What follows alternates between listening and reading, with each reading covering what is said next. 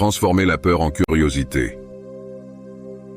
La peur peut nous pousser à agir ou nous arrêter net, mais imaginez si, face à la peur, on se posait des questions.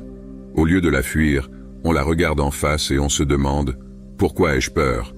Qu'est-ce que ça peut m'apprendre ?» Cette manière de penser est inspirée du stoïcisme. Épicure nous rappelait « Ce ne sont pas les événements qui nous perturbent, mais notre perception d'eux. » En changeant notre regard sur les choses, tout peut évoluer. Derrière chaque habitude que nous cherchons à briser, il y a une peur. Que ce soit la peur de rater, d'être jugé ou simplement du changement. Si on s'interroge sur cette peur, on peut mieux la comprendre et la dépasser. Se poser des questions ouvre des portes, alors que la peur enferme souvent. En confrontant notre peur avec curiosité, on découvre des chemins insoupçonnés. C'est en questionnant nos peurs que l'on découvre souvent nos plus grandes forces. Privilégier la simplicité. Trop de complexité peut nous freiner. Souvent, en voulant trop bien faire, on s'éparpille et on perd de vue l'essentiel.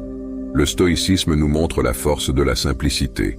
Sénèque disait que « ce n'est pas la durée de la vie qui compte, mais sa profondeur.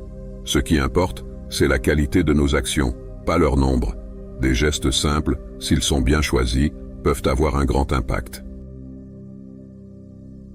Plutôt que de viser des changements radicaux d'un coup, pourquoi ne pas avancer pas à pas?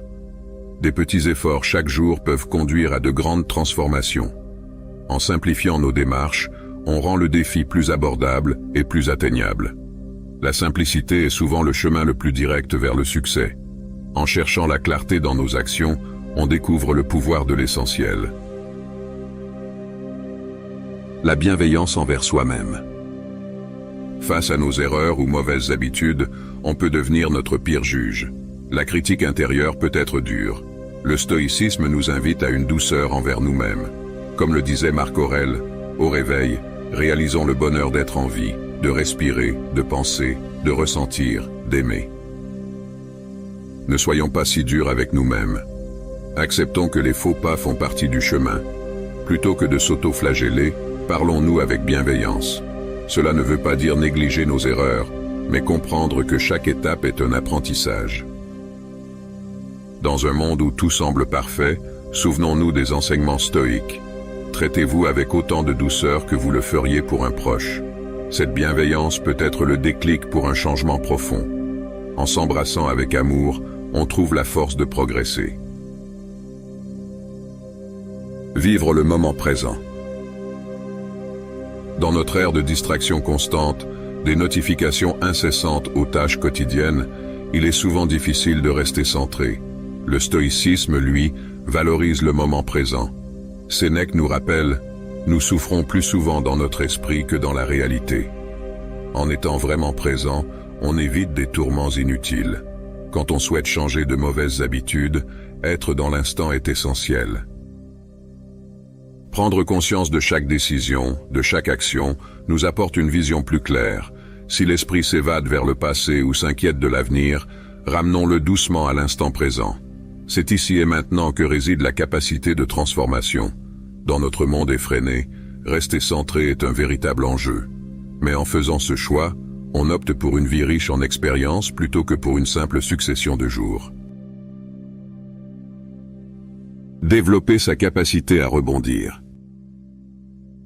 La vie est pleine d'imprévus, c'est un fait. L'important n'est pas l'obstacle, mais comment on se relève après. Le stoïcisme met en avant la capacité à rester solide face aux épreuves. Quand on cherche à changer de mauvaises habitudes, c'est cette résilience qui fait toute la différence.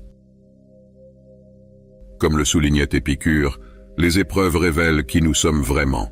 Face à une difficulté sur notre chemin, voyons cela comme une opportunité d'apprendre, non comme un échec. Acceptons, tirons-en des enseignements et avançons.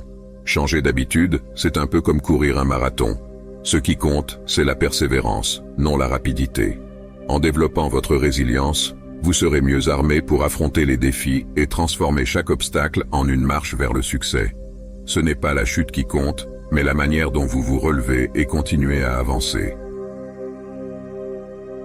Merci d'avoir pris le temps d'écouter Sagesse stoïcienne. L'algorithme ne favorise pas toujours ce type de contenu, donc votre soutien par un simple j'aime ou un partage fait toute la différence. C'est grâce à vous que nous pouvons continuer à créer et partager. Si vous n'avez pas encore eu l'occasion de voir nos autres vidéos, je vous invite à explorer davantage notre chaîne. Il y a tant à découvrir. Merci de faire partie de cette aventure.